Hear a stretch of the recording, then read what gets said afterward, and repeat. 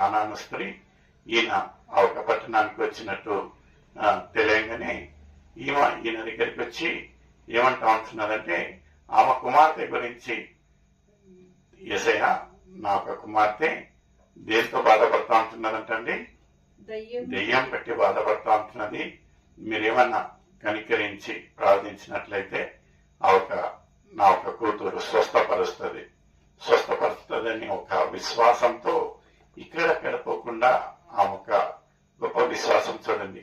యేసయ్య దగ్గరికి వచ్చి ఆ ప్రలాపించుతా అంటే యేసయ్య మనం పెద్దగా ఏమీ గమనించదు. ఆయన ఒక పని ఆయన చేసుకుంటూ ఉన్నప్పుడు ఆమె ఎంత బిగ్గరగా కేకలేస్తా ఆ ఒక ప్రలాపించేది ఏముంటున్నదంటే అక్కడ ఉన్న ఆ ఒక శిష్యులకు చాలా ఇబ్బందికరమైన ఒక పరిస్థితి వచ్చింది. ఆ ఒక ఇబ్బందికరమైన ఒక పరిస్థితులలో శిష్యులు ఇంకా ఇరిటేట్ అయి ఏమంటా ఉంటున్నారంటే ఆ ఒక స్త్రీని అక్కడి నుంచి పక్కన పంపించేయండి. మన ముందు భాగంలో చూద్దామండి. అందుకు ఆయన ఆమెతో ఒక్క మాట అయినను చెప్పలేదు. అప్పుడు ఆయన శిష్యులు వచ్చి ఈమె మన వెంబడి వచ్చి కేకలు వేయుచున్నది.